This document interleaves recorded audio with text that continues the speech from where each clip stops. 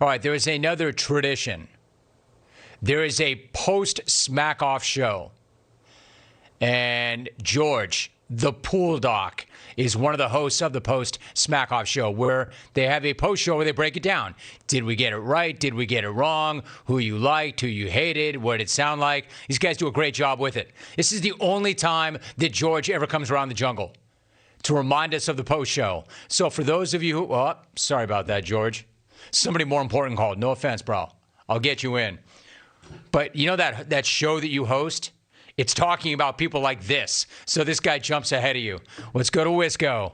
He's in the field already. He doesn't have to do anything to get in the field. He's already in the field with a very good chance of getting on the air. But always good to get the RSVP. We go to Benny in Wisco. Benny, what's up? Hey, sorry, George. And I like, Jim, how you said come different after Tyler called and talked about his tan skin and hockey. And Drizzle. You mentioned a lot of things that you had buried. You should bury that sassy attitude as well, buddy. And I just want to make one thing crystal clear, Jim. I'm not calling in right now because Dan in Denver wanted me to. People who submit to Dan in Denver's demands don't exist.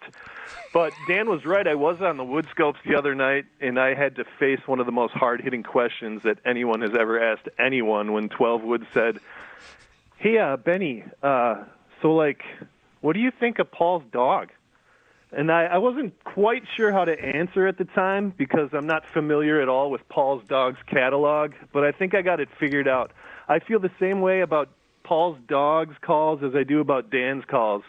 You guys remember when COVID first hit hard and everything closed down and everyone was staying home every day and night and drinking like Steve Elk and streaming TV until there wasn't anything you hadn't seen already on every platform?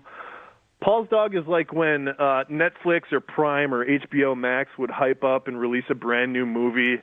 You immediately paid attention to it because it was something new, but halfway through you fell asleep, and by the end of it you realized it was just a boring pile of canine crap with no real rhyme or reason. That's kind of how I feel about Paul's dog.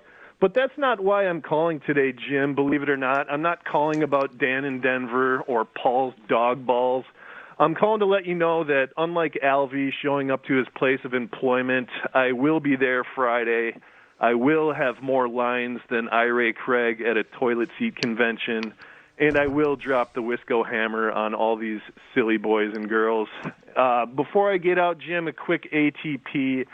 Is Brad and Corona a Smackoff caller, or is Brad and Corona what Jeffrey Dahmer ate and drank for dinner last night? I'll talk to you Friday. Thanks, dude. You will too, bro. You will too. Dahmer's dead, so I don't think he had any dinner last night. I don't know if they serve dinner where he is now. All right, but Benny, I already said he's in before that call.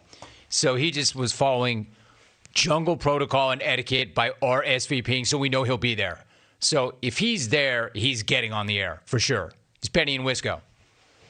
He's a guy who could win the whole thing. If I think you can win the whole thing, you're getting on the air. Drizzle, my guy.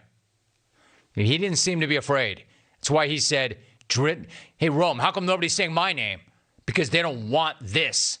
And he said, Drizzle, Drizzle, Drizzle, Drizzle, Drizzle. I think he said it 5 times, dude.